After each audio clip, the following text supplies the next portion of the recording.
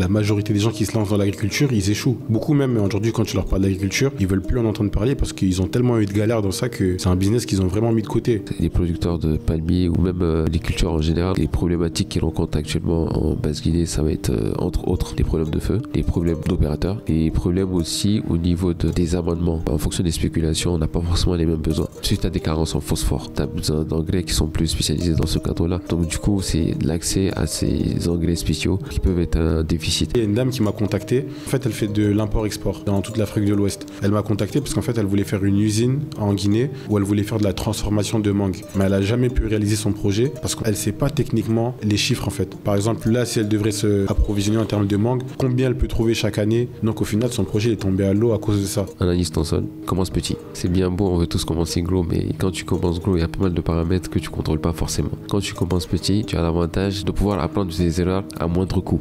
Aujourd'hui, on parle d'un sujet vital, l'agriculture. On dit souvent que la Guinée est un pays agricole, que nos terres sont parmi les plus fertiles de la région, mais alors, pourquoi dépendons-nous encore autant des importations? Est-ce que l'agriculture est réellement rentable et qu'est-ce qui bloque son développement? Ce sujet est d'autant plus d'actualité que le programme Simandou, qui a pour vocation de développer la Guinée sur un plan durable, fait de l'agriculture et de l'autosuffisance alimentaire l'un de ses points essentiels. Pour en discuter en profondeur, je reçois Mamadou Yatassaye, ingénieur agronome. Avec lui, nous allons analyser les forces, les faiblesses, mais aussi les opportunités qui existent dans ce secteur. L'objectif, comprendre si l'agriculture peut réellement être le moteur du développement de notre pays ou si elle restera un potentiel inexploité. Bienvenue dans On vous dit tout, le podcast où chaque épisode est consacré à un sujet de société, culturel, historique, politique ou économique. Avant de commencer l'épisode, un petit mot sur un sujet qui concerne beaucoup de gens, l'immobilier en Guinée. Acheter ou vendre un terrain n'est pas toujours facile. Entre les arnaques, les papiers pas clairs et le manque de fiabilité, beaucoup se retrouvent bloqués. Pourtant, l'immobilier reste l'un des investissements les plus stables et rentables dans le pays. Le souci, c'est que cette insécurité fait peur et freine beaucoup de personnes à investir. Pour ceux qui sont concernés, je vous mets mon contact WhatsApp juste en bas. Si vous voulez acheter, on vous propose des terrains sécurisés avec tous les documents légaux pour que vous puissiez dormir l'esprit tranquille. Et si vous voulez vendre, on est aussi là pour vous accompagner et éviter toutes les complications.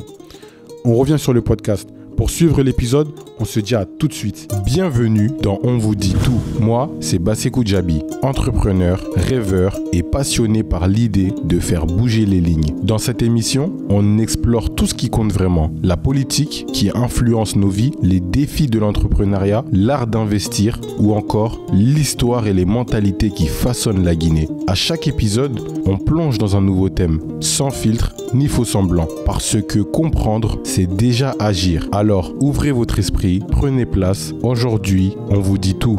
Bonjour Mamadou Yatassaye, comment est-ce que ça va? Bonjour Massiko, comment vas-tu? Ça va tranquillement. Bienvenue dans ce podcast, c'est un podcast qui s'appelle On vous dit tout. Ici, c'est un podcast où en fait, chaque épisode, on débat d'un sujet différent.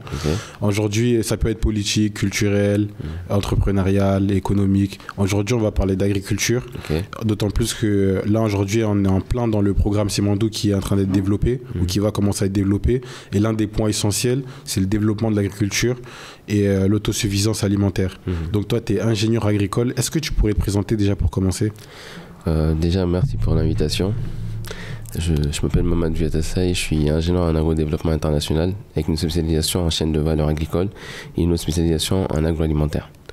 J'ai pas mal travaillé sur les différents aspects de la chaîne de valeur, notamment au niveau de la semence au Ghana et dans d'autres pays. Au niveau de la production, j'ai beaucoup travaillé au Cameroun, en France, au Cambodge. Au niveau de la production, transformation et commercialisation. Et donc, du coup, ça fait que je suis intervenu sur tous les différents aspects de la chaîne de valeur agricole. Ça fait que ça m'a permis d'acquérir une certaine expertise que je valorise à travers différentes opérations et activités pour certains prospects et clients à travers l'Afrique. Ok, tu travailles sur plusieurs pays d'Afrique? Ah oui, actuellement. Ok, c'est lesquels principalement où tu es beaucoup? Je suis très présent en Guinée déjà, Sierra Leone, Libéria. Et de manière assez ponctuelle, Côte d'Ivoire, Cameroun par exemple. Ok. Ouais. Et selon toi, On a souvent tendance à dire que la Guinée, c'est le château d'eau d'Afrique. On a d'énormes ressources sur le plan de l'agriculture, mais que c'est souvent sous-exploité.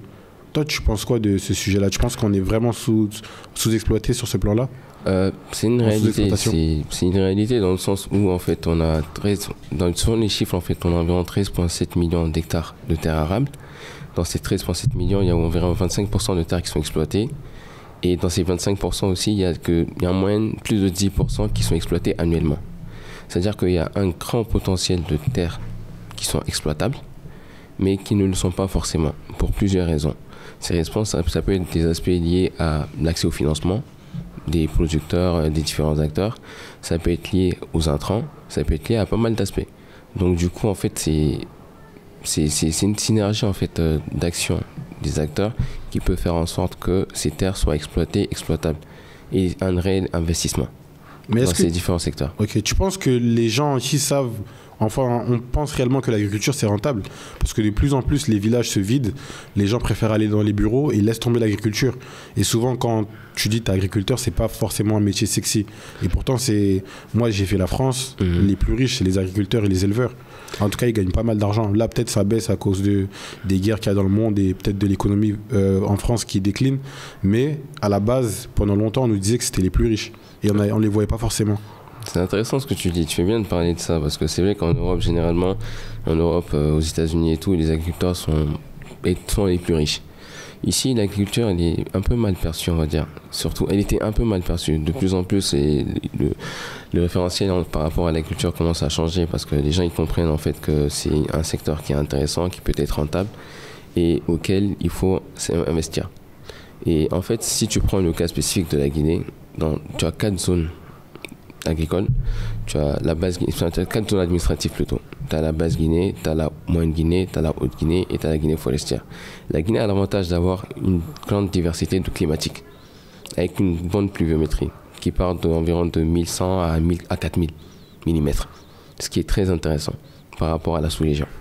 Tu vois, et cette diversité en matière de pluviométrie est beaucoup appuyée aussi par une diversité pédoclimatique. Tu vois, pédologique, parce qu'il y a pas mal de types de sols de différentes cultures. Tu vas voir qu'en Basse-Guinée, tu vas beaucoup voir de riziculture pluviale ou même irriguée, ou de coteaux et tout.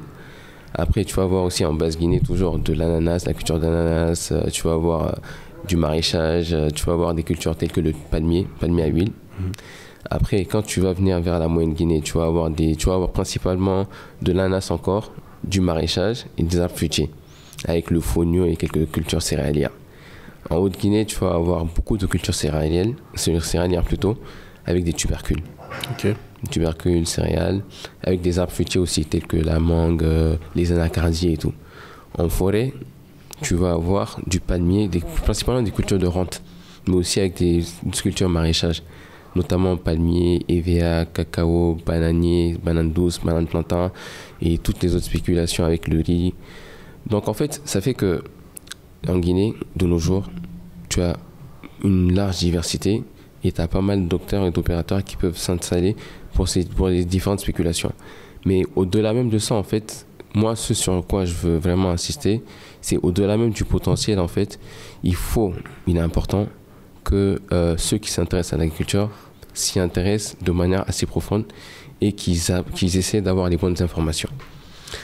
Parce qu'en fait, je disais tantôt qu'il y avait un besoin financier. Certes, le besoin financier est là, mais en plus du besoin financier, il y a un vrai besoin de formation. Pourquoi je dis ça? Parce que avec les différents acteurs et dans différents pays où j'interviens, il y a quelque chose qui revient assez souvent. Des producteurs ont des terres. Les producteurs, sur ceux qui ont les moyens, achètent des engrais. Pensent qu'en achetant des engrais, en achetant des semences, en semant, ça suffit. Ça suffit pas. Déjà, quand tu as un foncier, quand tu as un terrain agricole et que tu as une spéculation en tête, spéculation c'est une culture en tête, je pense que l'une des premières actions sur lesquelles il faut s'appesantir, c'est connaître ton sol. Si tu sais le type de sol que tu as, ça te facilite la planification en termes de la spéculation que tu veux mettre en place et l'itinéraire technique. Par l'itinéraire technique, je parle des différentes pratiques que tu vas faire. ça te permet justement de planifier tout cela. C'est de la planification. Une fois que tu sais le type de sol que tu sais les carences que ton sol a, tu peux, en fonction de la culture que tu veux et des exigences de la culture, corriger ces carences. Et moi, j'interviens beaucoup sur ces différents aspects. Pourquoi je parle de ça?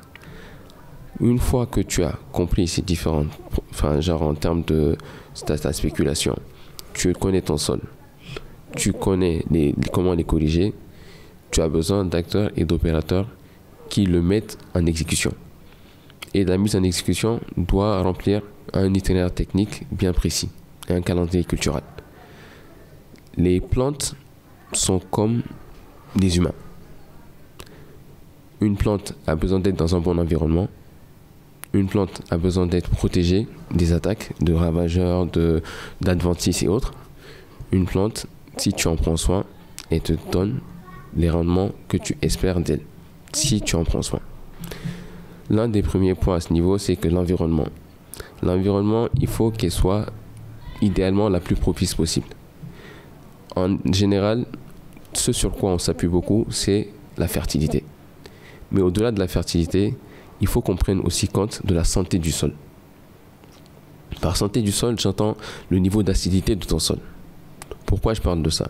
Parce qu'en fait, il y a généralement les cultures aiment les sols basiques, avec des pH autour de 7. J'avais dit que j'allais pas rentrer dans les termes techniques, mais je pense que c'est important que je parle du pH ici. Okay. Le pH, quand tu as un sol avec un pH autour de 7, ça facilite la production de ce que tu veux comme culture. Si, en plus de ça, tu apportes les amendements qu'il faut. Par amendement, je parle des engrais.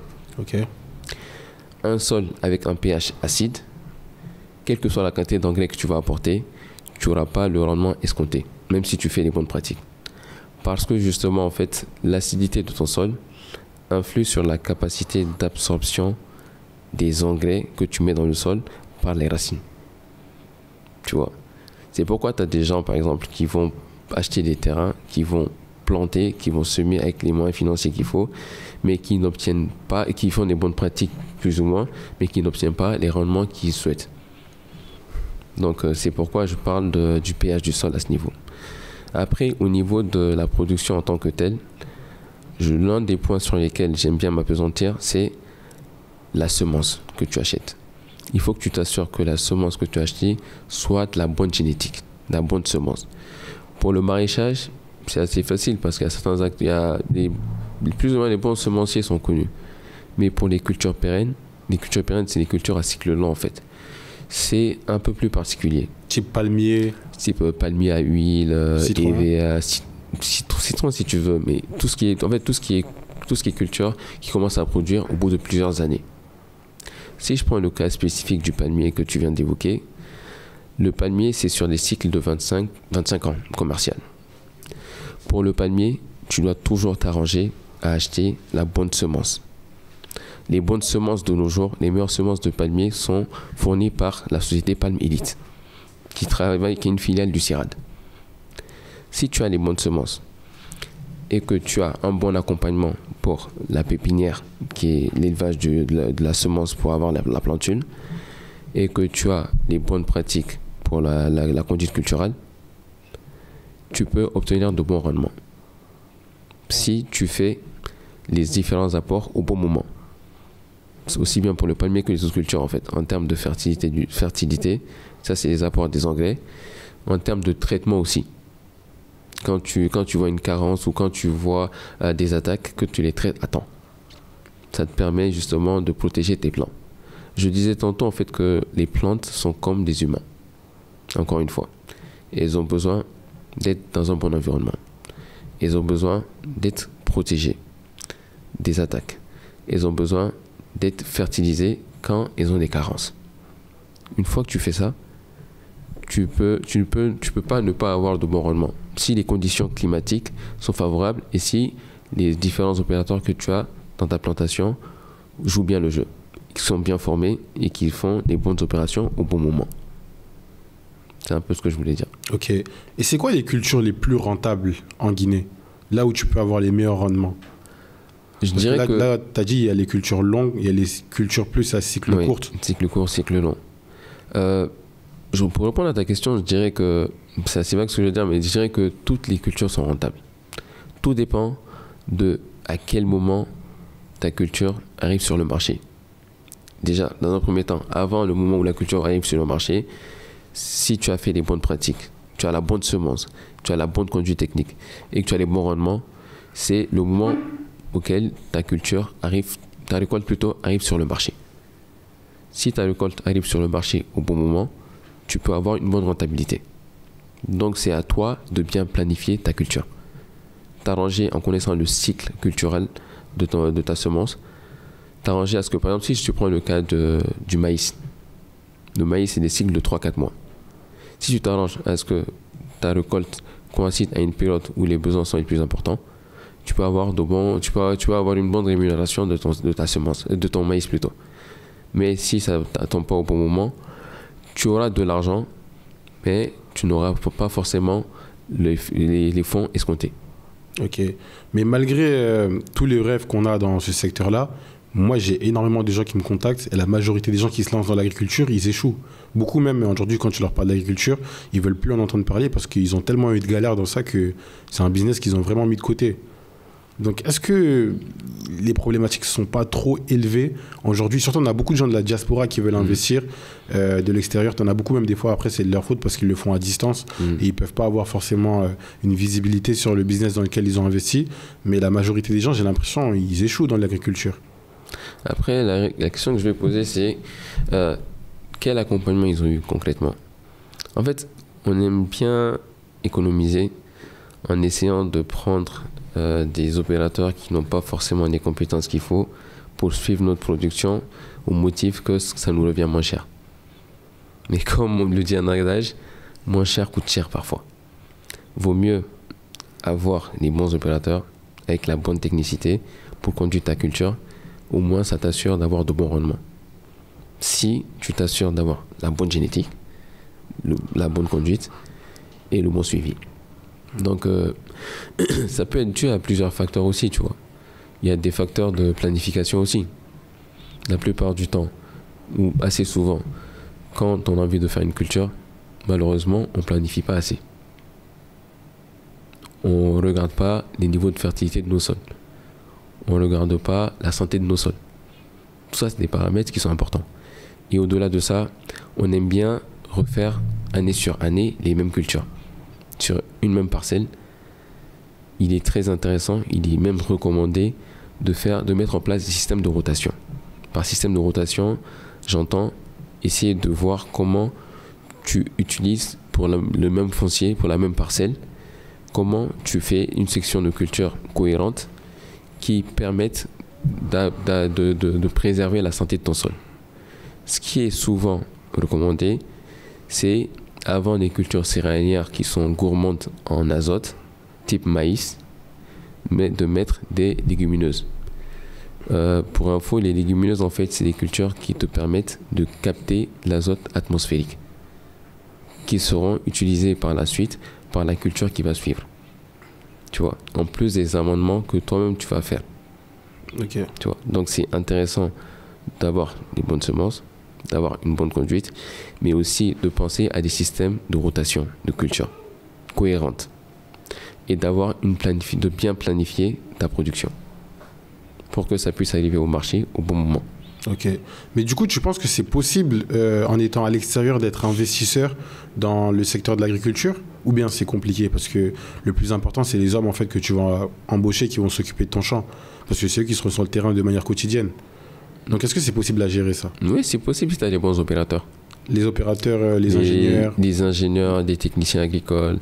Si tu as de bons techniciens, tu as de bons ingénieurs qui te rendent compte régulièrement et qui font les différents apports au bon moment et qui sont constamment au chevet un peu de la culture pour voir est-ce que la plante se comporte bien, est-ce qu'elle n'a pas d'attaque, est-ce qu'elle n'a pas ci, est-ce qu'elle n'a pas ça, et qui interviennent au bon moment, ta récolte se passe normalement bien. Mais est-ce qu'on en a beaucoup en Guinée?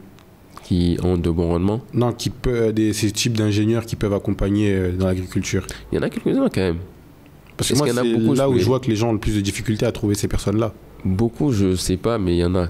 Il y en a quand même. Si on cherche bien, il y en a. Qui peuvent être compétents pour le faire. Ils peuvent être compétents. Il y a des Guinéens très compétents en fait qui interviennent ici, comme moi par exemple, ou même d'autres acteurs qui interviennent ici ou à l'étranger. Donc du coup, si tu les motives suffisamment pour qu'ils t'accompagnent en Guinée, ça se passe généralement bien. Tout dépend de l'accord que vous avez entre vous et du cahier des charges que vous mettez en place. Et il y a la culture sous serre qui prend de plus en plus de place en Afrique, où là tu peux suivre encore plus facilement ta culture, parce que en fait c'est comme faire de l'agriculture, mais sous forme de science en fait. Dans des bâtiments un peu fermés où tout est contrôlé. Ça, c'est intéressant, c'est très intéressant. Mais à côté du côté intéressant, il y a l'inconvénient principal qui est le financement. Mettre des surfaces sous serre nécessite des moyens que pas mal d'agriculteurs n'ont pas forcément. Mais pour compenser, ces agriculteurs, s'ils n'ont pas forcément les moyens de mettre en place des serres, ils peuvent mettre des systèmes de rotation en place ou des associations de culture. Ça permet justement de répartir un peu les infestations, par exemple. La pression parasitaire et la pression des nuisibles est les moins importante lorsque tu mets en place de bonnes associations de culture et un bon système de rotation. Après, il y a l'agroforesterie aussi qui est pas mal. C'est le fait d'avoir des arbres, des cultures pérennes en association avec des cultures à cycle court. Ça peut être le palmier, par exemple, avec, de l'ananas, du palmier avec du maïs ou du palmier avec tout ce qui est maraîchage, aubergines, piments, concombres. Mais il faut juste que la répartition de ton parcellaire soit bien faite et que le suivi soit bien fait par la suite. Pour ceux qui n'ont pas forcément les moyens de mettre des cultures sous serre. Pour ceux qui ont les moyens de mettre des cultures sous serre, ça peut être super intéressant parce que c'est très rentable si tu fais le bon suivi. Parce que l'avantage aussi des serres, c'est que la pression des attaques parasitaires est quasiment insignifiante parce que tu contrôles un peu tout. Tu vois, contrairement au plein air où tu as toute une diversité d'acteurs, de nuisibles, d'adventices qui peuvent attaquer ta culture à n'importe quel moment. Et c'est beaucoup plus rentable apparemment parce que en fait ce que j'ai cru comprendre c'est que quand tu fais de l'agriculture dans une serre, la superficie, ce que tu produis c'est beaucoup plus conséquent que quand tu vas le faire sur des hectares sur des territoires un peu plus grands en fait. Oui, les serres sont plus rentables si tu calcules au mètre carré. Exactement. Mais c'est pas, si tu calcules au mètre carré c'est plus rentable, mais la culture en plein champ ne peut pas être on ne peut pas en fait faire une comparaison au mètre carré par rapport à la culture sous serre. Pourquoi ça? Parce que d'un côté tu contrôles tout et de l'autre il y a pas mal d'opérations et même il y a pas mal d'événements et de phénomènes climatiques que tu contrôles pas du tout. Tu vois, quand tu es en plein champ, tout ce que tu contrôles c'est les amendements que tu fais, les apports que tu fais en engrais, en herbicide s'il y a des problèmes d'adventices, en insecticide s'il y a des problèmes d'insectes, en fongicide et autres. Alors que sous serre tu contrôles même la quantité d'eau qui est apportée. Tu vois, la quantité d'eau qui est apportée, tu as moins d'attaques des insectes parce que justement c'est un environnement fermé et tu as moins d'attaques des nuisibles. Tu n'as quasiment pas d'adventices en fait. C'est beaucoup plus rentable au mètre carré. Mais ça demande beaucoup plus d'investissement au mètre carré aussi. Tu vois. Donc tous les deux systèmes en fait ont leurs avantages et leurs inconvénients. Après c'est toi, en fonction des moyens que tu as, de choisir en âme et conscience quels sont les fonds que tu peux investir en agriculture et sur quelle culture tu es prêt à partir. On parle de ça, mais les cultures, c'est pas toutes les cultures qu'on peut faire sous serre. Tout ce qui est culture pérenne, type palmier et autres, tu peux pas les faire sous serre. Tu vas principalement aller sur du maraîchage, du petit maraîchage ou des cultures à haute valeur ajoutée. Mais tout ce qui est culture d'export, culture de rente et tout ça, là, des cultures, des arbres fruitiers, tu les fais pas sous serre parce que ça va demander un investissement colossal en fait. Tu vois. Mais ce que tu peux faire par contre, c'est quand tu es en plein champ, c'est de toujours t'assurer d'avoir la bonne semence et d'apporter les bons intrants. Tu vois. Et ça, c'est une science aussi. Il y a des gens dont le travail est dédié à cela. Quelles sont les bonnes semences, quels sont les bons intrants, et au regard des besoins de la culture, tu arrives à corriger plus ou moins les carences et à apporter les amendements nécessaires. Ok. J'interviens beaucoup dans ces différentes problématiques aussi. Toi, tu fais de l'accompagnement sur la culture sous serre? Pas sur la culture saucière, mais la culture plein champ, j'en fais. Okay. Mais la culture saucière, je peux en faire aussi. Okay. Tout dépend des besoins. Pour le moment, j'ai pas encore été sollicité en fait par un opérateur qui est saucière et qui a besoin d'accompagnement à ce niveau. Mais je fais pas mal d'accompagnement sur les cultures en plein champ. Parce que ce que j'ai pu comprendre, c'est qu'en fait, dans la culture saucière, ce qui coûte vraiment cher, c'est l'infrastructure que tu vas mettre en place. Ouais. Mais parce que les modèles qui ont beaucoup été développés, c'est le modèle, je crois qu'on a en Espagne et au Maroc, si je dis pas n'importe quoi. Et maintenant, les gens arrivent à construire des modèles un peu similaires en Afrique de l'Ouest, mais qui vont coûter moins cher. Moi, j'ai vu par exemple des modèles qu'ils ont fait au Sénégal ou au Cameroun, je pense, j'ai vu aussi. Et au final, ça te fait quasiment la même chose, mais ça te revient moins cher. En fait, c'est que à la place de te mettre, par exemple, les infrastructures en fer ou en métal, bah là, ici, on va te le faire en bois, mais avec du bois naturel qu'on a en Afrique. Et parce qu'en fait, c'est comme sous forme des bâches, des tentes. On va t'utiliser des matériaux qu'on arrive à avoir plus facilement ici. Et au final, tu vas faire la même serre, mais elle va te coûter beaucoup moins cher. Oui, la même serre c'est pas forcément la même serre, mais plus ou moins la même serre va te coûter beaucoup moins cher, mais elle va durer moins longtemps. Il y a ça aussi.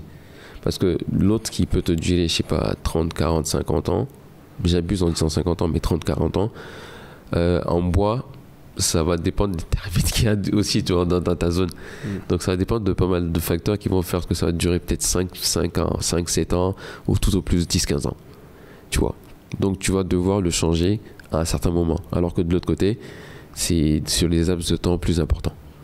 Tout dépend, encore une fois, des moyens que tu as et de ce que tu es prêt à investir dedans. Si tant est que tu te fais bien accompagner. Le plus important, en fait, c'est l'accompagnement que tu as derrière. La bonne génétique, semence, et le bon accompagnement. Parce que c'est l'accompagnement qui pourra te permettre de savoir, au regard de la spéculation que tu veux faire, quels sont les intrants en engrais et en traitement, ça va être phyto ou phytochimie, que tu dois apporter à ta culture. Ok. Est-ce qu'il y a des cultures en Guinée où on peut dire qu'on est autosuffisant et qu'on n'importe pas? Où il y a vraiment tout qu'on produit mais qu'on importe aussi? De ce que je sais, sur toutes les spéculations, il y a de l'importation. Ok. Il n'y en a aucune où genre on n'importe pas, où on peut dire qu'on est autosuffisant? Pas à ce que je sache. Okay. Quasiment toutes les spéculations que je connais et qu'on produit en Guinée, il y a une quantité qui est apportée. Si je prends le palmier, les chiffres tournent autour de 50 000 tonnes par an en termes de production, mais on est à des importations de plus de 100 000 tonnes. Donc il y a une grosse quantité qu'on peut produire localement. On est sur une population de 13 millions d'habitants. Vers 2050, les prévisions nous donnent une population du double, plus de 26 millions d'habitants. Pour nourrir une population de 26 millions d'habitants, surtout pour combler les besoins en huile, il nous faut de plus grosses quantités. Selon les calculs que j'ai pu faire, il nous faudra planter environ 200 000 hectares de palmiers avec des bonnes semences. Palmélite idéalement. Parce que en fait, en fonction du matériel végétal que tu as, de la semence que tu as, c'est une semence sélectionnée, tu as différents niveaux de rendement. Actuellement, avec les semences que les producteurs utilisent dans les plantations de palmiers, quand ce ne sont pas des semences sélectionnées, ils obtiennent autour de 1 à 2 tonnes au grand max par hectare. Contrairement à des semences palmélites qui peuvent te permettre d'obtenir jusqu'à 20 tonnes, 18 à 20 tonnes par hectare. Le différentiel, il est énorme. Et dans ces 20 tonnes-là, tu arrives à obtenir environ 4 tonnes d'huile par hectare. Et ça, c'est que pour le palmier. Et ça, c'est que pour le palmier. Et ça, c'est qu'un exemple parmi tant d'autres. Donc, pour toutes les spéculations, le plus important, à mon avis, c'est, comme j'ai dit tantôt, prendre la bonne semence, toujours s'assurer d'avoir la bonne semence, avoir les bons accompagnements en matière de conduite culturelle et idéalement faire les analyses de ton sol. Parce que c'est ça qui va faciliter la tâche à ceux qui t'accompagnent. Parce que, mine de rien, les agriculteurs guinéens, on a beaucoup de chance. Parce que pour la plupart du temps, on ne fait pas d'analyse de sol. On fait que les apports d'engrais et ça marche. C'est tellement, la terre est tellement riche que... tellement riche et fertile que ça marche pour le moment. Mais l'idée, c'est d'aller sur du moyen long terme. Sur le moyen long terme, je pense sincèrement qu'on a tous intérêt à avoir des dispositifs qui puissent nous permettre d'analyser les sols. Une fois que tu analyses ton sol, tu sais ce que tu as. C'est comme toi quand tu tombes malade. Admettons, tu as mal au ventre. Si tu as mal au ventre et tu sais pas ce que c'est, tu as mal au ventre, tu prends un médicament pour corriger un mal de tête, tu ne seras pas guéri. C'est la même chose pour l'agriculture en fait. Parce qu'on m'a expliqué que l'agriculture, quand tu cultives pendant une longue période sur une terre, à un moment donné, elle est plus cultivable. Donc, tu es obligé de la régénérer. Je crois qu'on appelle ça le couvert végétal, quelque chose comme ça. Et c'est ce qui permet que tu peux la réutiliser après. Mais à un moment donné, la terre, elle est morte en fait quand tu la cultives trop. Non, la terre, elle meurt jamais. Okay, comment on appelle ça? La terre, elle meurt jamais, mais je vois ce que tu veux dire en fait. C'est pourquoi en fait, précédemment, j'ai parlé de rotation et de faire attention à la santé de ton sol. C'est quand tu mets en place en fait des systèmes de rotation et des associations de culture qui ont moins d'action sur la fertilité de ton sol que tu arrives à faire vivre entre guillemets ton sol pendant longtemps. Ce que tu disais tantôt que ton sol est belle et tout, c'est juste que le niveau de fertilité baisse fortement, tu vois. Mais ce qui te permet de pouvoir être alerté par rapport à ça, c'est en essayant d'avoir une visibilité sur ton niveau de fertilité et de santé de ton sol assez régulièrement. Tu vois, à des laps de temps réguliers, tu fais des analyses de ton sol. Et tu t'arranges à mettre en place des systèmes de rotation de culture. Avec des légumineuses. Les légumineuses ont l'avantage de te fixer l'azote atmosphérique. Donc en termes d'apport en azote, tu peux le faire, mais tu n'as pas énormément à faire. Tu vois, tout ce qui va être fait à ton niveau, ça va être du phosphore ou du potassium, qui ont d'autres utilités avec d'autres oligo-éléments. Mais, juste encore une fois, c'est la vue et l'analyse de ton sol qui peuvent te permettre de savoir les amendements à faire. Ok. Du coup, en fait, la demande, elle est tellement grande que je me demande, est-ce que nous, seuls Guinéens, on peut répondre à toute cette problématique, à part si l'État finance massivement, pas massivement en fait. Si l'État finance et que subventionne limite. Subventionne, mais je pense que c'est un peu le cas déjà. Okay. Subventionne, accompagne et forme avec les bons acteurs, les bons opérateurs, aux bonnes pratiques, avec les bonnes semences. Je pense que assez rapidement on peut devenir autonome dans pas mal de spéculations. Et structure aussi, c'est très important. Parce que le privé c'est intéressant, mais les systèmes coopératifs aussi le sont. Les coopératives d'agriculteurs dans certains pays, type Côte d'Ivoire, Bénin ou autres, même Cameroun, les systèmes coopératifs se passent assez bien. Je me rappelle qu'en France et au Cambodge aussi, il y avait des associations de producteurs qui mutualisaient l'usage des équipements et qui mutualisaient les ressources aussi. Donc ça fait que ils ont certains opérateurs qui ont une expertise qui se baladent de plantation en plantation et ça leur permet de mettre en place un calendrier de récolte aussi, un calendrier de suivi. Ça, c'est des approches vers lesquelles je pense qu'il serait intéressant qu'on se focalise un peu plus. Ok. Et c'est aussi pour ça qu'ils ont décidé, je pense, de mettre le développement de l'agriculture et de l'autosuffisance alimentaire dans le programme Simandou. Tu penses que ça pourrait avoir un gros impact si les fonds de ce projet sont reversés dans l'agriculture ? Si les fonds sont... Si c'est bien géré en tout cas. Si c'est bien géré, ça peut être super intéressant. Et ça peut permettre à la Guinée d'être autosuffisante et d'exporter toutes les spéculations sur lesquelles elle mettra l'accent. Avec les bons opérateurs, le bon accompagnement et les bonnes semences. Ok. Il y a la question aussi au niveau des données, de la data. Oui. Moi, par exemple, je peux donner un exemple. Il y a, je pense, 1 ou 2 mois, il y a une dame qui m'a contacté. Elle avait pour projet, en fait, elle fait de l'import-export et dans toute l'Afrique de l'Ouest. Elle m'a contacté parce qu'en fait, elle voulait faire une usine en Guinée où elle voulait faire de la transformation de mangue. Et elle est venue, elle a monté son business plan et tout, mais elle n'a jamais pu réaliser son projet parce qu'elle ne sait pas techniquement les chiffres, en fait. Par exemple, là, si elle devrait se approvisionner en termes de mangue, combien elle peut trouver chaque année, comment ça va se dérouler. Donc au final, son projet est tombé à l'eau à cause de ça. Et je ne sais pas comment vous faites, par exemple, en tant qu'agriculteur, pour avoir tout ce qui est donné sur l'agriculture en Guinée. Je pense que ça n'existe même pas en vrai. Après, si ça existe, il y a un service qui est spécialisé dans normalement la collecte des données. Donc si par exemple on leur demande combien de tonnes d'aubergines ont été produites cette année, ils peuvent y répondre? Je ne sais pas forcément. Je pense que pour répondre à cette question, il faudra s'adresser à eux directement. Mais tout ce que je peux dire à ce niveau, en fait, c'est que pour certaines spéculations, il faut s'adresser à ceux qui détiennent ces informations.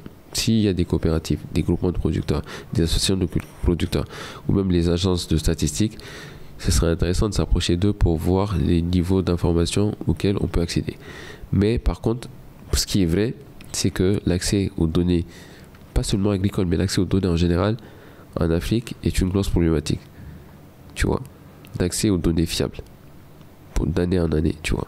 C'est pourquoi malheureusement on se retrouve à, lorsqu'on veut avoir des statistiques assez fiables et tout, on se retrouve à aller sur des sites en fait où tu vois d'une année sur l'autre c'est les mêmes quantités qui sont reconduites. Donc tu te dis d'une certaine manière que c'est pas très logique, tu vois. Mais une grande partie se fait dans l'informel.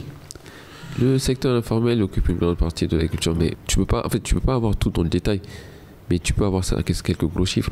Tout dépend de comment tu collectes tes données en fait. Et quel système de collecte de données est mis en place et de comment c'est fait. Ok. Et tu penses que c'est possible de professionnaliser le secteur de l'agriculture au niveau de ces personnes-là? C'est important. Pas seulement possible, c'est important. Parce que la plupart des pays qui arrivent à se développer, qui arrivent à développer les secteurs agricoles, c'est parce qu'ils ont des informations assez fiables sur les différents opérateurs, ils ont des ordres de grandeur des rendements qui sont obtenus. Il y a un gars excuse-moi. Ouais, vas-y. Il y a un gars qui m'a contacté, je pense il y a 2 mois. Okay. Il voulait faire ça lui justement, tout ce qui est data. En fait, c'est comme une startup qu'il voulait créer. Et le but c'était de faire par système de messages en fait. Et lui il a acheté derrière en plus les cultures derrière. Ça lui facilitait en fait les data, pas la totalité parce que ça pour tout acheter il faut avoir des gros fonds. Mais en tout cas il voulait essayer de centraliser un peu ça. Mais moi le quoi que je voyais c'est que lui il le faisait via une application. Et comment tu veux travailler avec des agriculteurs alors que la plupart de ces gens-là, ils n'ont même pas de téléphone portable? Il faut s'approcher du terrain. Il faut être sur le terrain. C'est facile derrière un ordinateur de spéculer sur beaucoup de choses, mais quand tu es sur le terrain, tu interagis avec les différents opérateurs dans les différentes zones de production, tu as accès à plus d'informations. Après, c'est à toi, par triangulation des informations, de déceler le vrai du faux et de voir l'information qui sera la plus pertinente à exploiter en fait dans ce sens. Ok. Et à la question aussi de la transformation, oui. Par exemple, je pense qu'on prend l'exemple des mangues. Okay. En Guinée, on produit énormément de mangues, mais quand la période des pluies passe, t'en as beaucoup qui pourrissent parce que les gens ici n'ont pas forcément le savoir sur la transformer.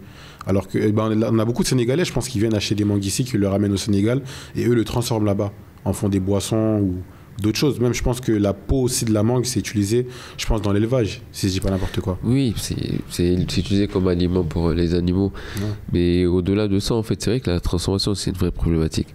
Mais je pense qu'il faut qu'on s'appesantisse beaucoup sur la production déjà.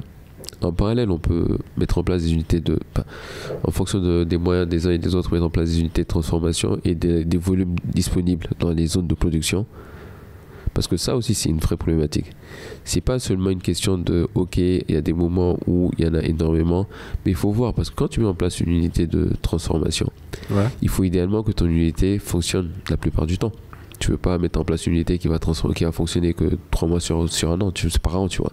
C'est pas intéressant. Ou ça l'est moins. Donc du coup, faut voir en fonction des zones de production. Toi-même, à l'avenir qu'on pourra voir ça. C'est du moins long terme en fait. Mais ça se sème maintenant. Tu vois. Toi-même, en tant qu'industriel, quel accompagnement tu fais auprès de tes producteurs qui sont ta source de revenus un peu? Parce que si tu n'approvisionnes pas en matière première, en plus de ce que toi-même tu peux produire, t'as pas de matière première, tu vois. Donc du coup, quel accompagnement tu peux mettre en place, quel accompagnement d'autres opérateurs aussi peuvent mettre en place pour que tu aies plus de facilité pour t'approvisionner en bonne matière première aussi.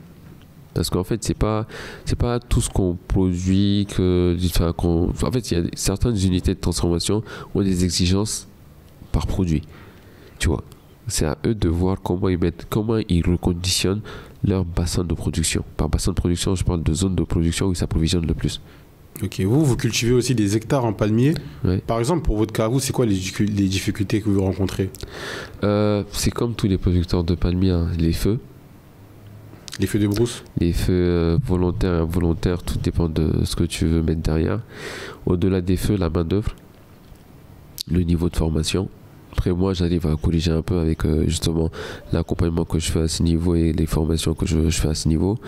Mais je vais parler en général, en fait. Les producteurs de palmiers ou même les cultures pérennes, ou même les cultures en général, en fait. Les problématiques qu'ils rencontrent actuellement en Basse-Guinée, ça va être, entre autres problématiques, ça va être les problèmes de feu, les problèmes d'opérateurs, les problèmes aussi au niveau des amendements. La plupart du temps, les engrais qu'on a, c'est des engrais triple 15, triple 17 et tout, alors que en fonction des spéculations, on n'a pas forcément les mêmes besoins. Donc, par exemple, si tu as des problèmes au niveau si tu as des carences en phosphore, tu as besoin d'engrais qui sont plus spécialisés dans ce cadre-là, tu vois. Donc, du coup, c'est l'accès à ces engrais spéciaux qui peuvent être un déficit. Aussi, la planification. Une fois que tu planifies bien, tu as plus de facilité et tu sais à peu près à quel moment tu récoltes et à quel moment tu peux mettre sur le marché. Parce que le marché, c'est l'offre et la demande. S'il y a plus d'offres que de demandes, à un moment ou à un autre, tu t'en sors pas forcément. Tu vois. Et c'est vrai qu'il y a beaucoup ces questions de feux de brousse qui reviennent régulièrement. En fait, les gens là-bas, bon, il y a ceux qui le font de manière volontaire, mais de manière involontaire, c'est quoi? C'est les gens qui essayent de brûler les déchets, ou aussi on le fait, je pense, pour les mauvaises herbes, c'est ça? En fait, et des fois, ils n'arrivent pas à contrôler le feu. C'est un peu de tout ce que tu viens de dire. Mais moi, je dirais plus qu'il y a aussi le fait que, tu vois, il y a des zones où il y a des éleveurs aussi qui ont besoin de de végétaux frais pour leurs différents animaux. Il y a ceux-là aussi. Et il y a des producteurs de charbon de bois, tu vois, qui ne contrôlent pas forcément les feux. Après, tu as des gens aussi, malheureusement, qui ne protègent pas bien leurs parcelles. Tu vois, chaque année, à certains moments de l'année, tu dois libérer un peu de l'espace autour de ta parcelle pour que ces éventualités de feu soient réduites. Tu vois. Il y a pas mal de paramètres en fait qui peuvent rentrer en compte pour la protection en termes de feu, mais je pense que c'est quelque chose sur lequel le gouvernement travaillait pendant un certain temps. Après, je sais pas ce que ça a donné, mais c'était un peu le cas. Ok. Et il y a pas longtemps, tu m'expliquais que tu penses que l'État pourrait utiliser l'agriculture pour relancer l'économie et que, par exemple, je pense au Ghana, le président Jerry Rawlings, à l'époque, il avait utilisé la filière du palmier pour développer son économie, c'est ça? Oui, je t'expliquais un peu. Rawlings, c'est même les présidents qui ont suivi, en fait, ils ont mis en place des chaînes de valeur agricoles au niveau du palmier, où ils sont assurés au niveau de la semence, que c'était de la bonne semence, la formation des pépiniéristes, des gens qui font des pépinières de plants de palmier.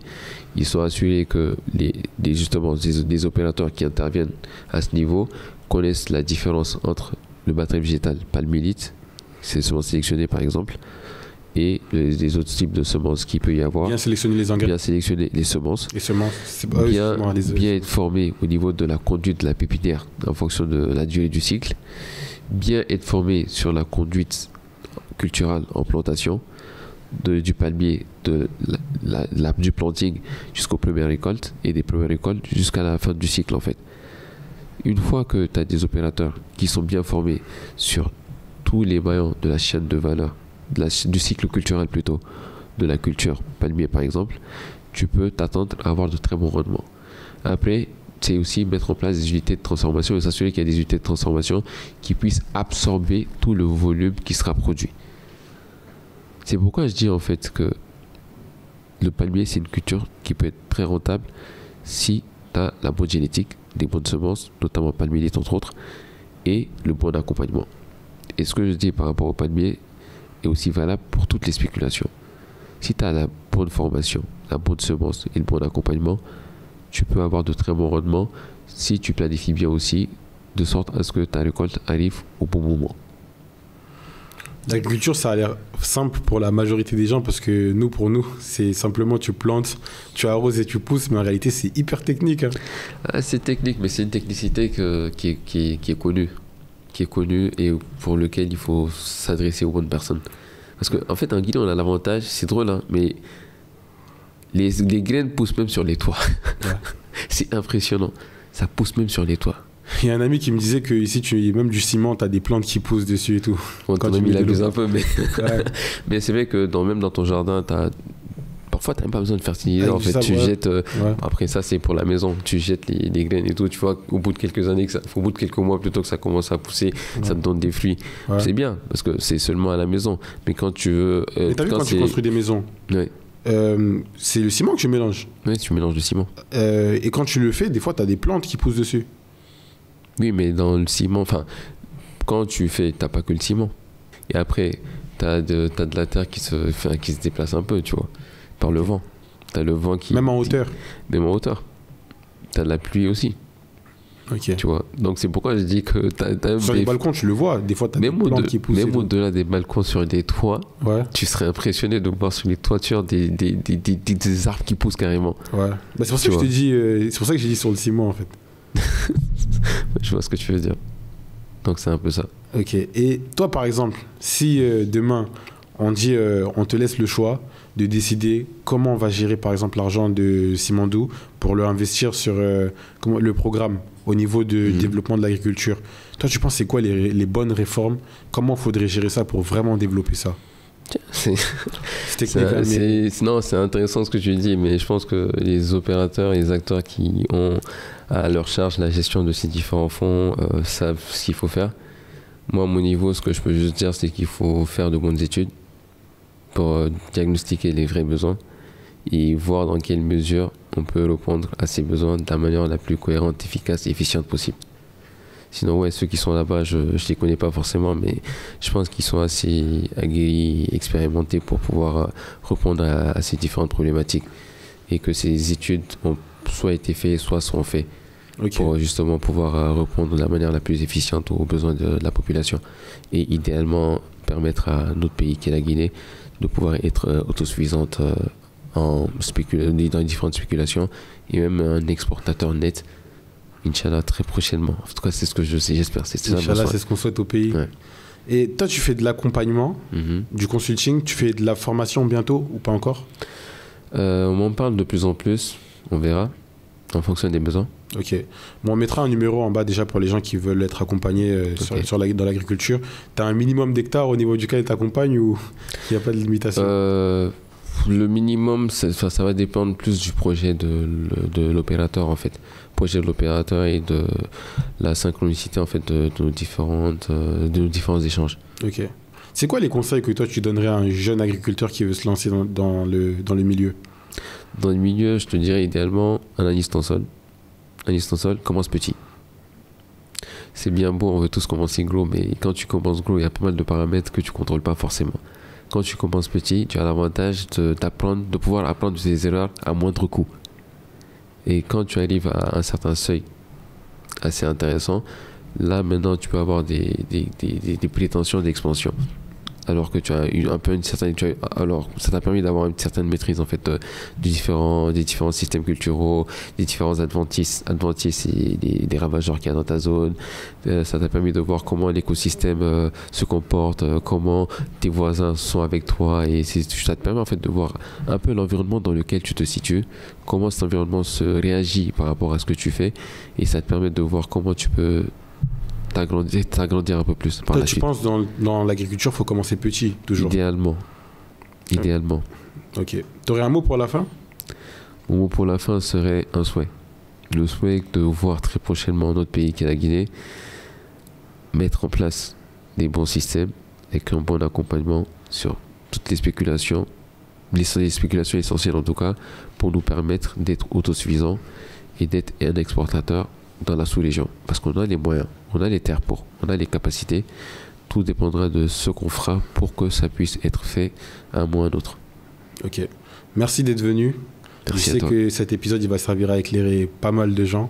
Merci pour ça. J'espère. C'est avec plaisir que j'ai eu. C'est un énorme plaisir que j'ai eu à participer à cette émission. Et merci à toi aussi pour tout ce que tu fais, parce que tu permets à la population et différents opérateurs ou différents acteurs, aussi bien en Guinée qu'à l'étranger, d'avoir accès à de la bonne information. Ça, c'est très bien, c'est très pertinent. Et c'était vraiment à encourager. C'est pas parce que je suis en face de toi que je dis ça, mais t'es vraiment encouragé dans ce sens. Merci beaucoup. Bon courage. Merci beaucoup. Merci à toi. On se dit à bientôt. À très bientôt. Bonjour, je prends un moment pour vous parler d'un sujet qui concerne beaucoup d'entre vous. Acheter un terrain et construire en Guinée, c'est compliqué aujourd'hui. Arnaque, faux papiers, prix qui s'envolent, on ne sait plus à qui faire confiance. Si vous êtes dans cette situation, je vous partage mon contact WhatsApp. Via ce numéro, je pourrai vous orienter vers des personnes sérieuses, prêtes à vous accompagner dans vos démarches. Que ce soit à Conakry ou ailleurs, vous aurez accès à des offres fiables et un suivi de qualité. Le numéro à retenir, 00 224 627 94 25 59. Le 00 224 627 94 25 59.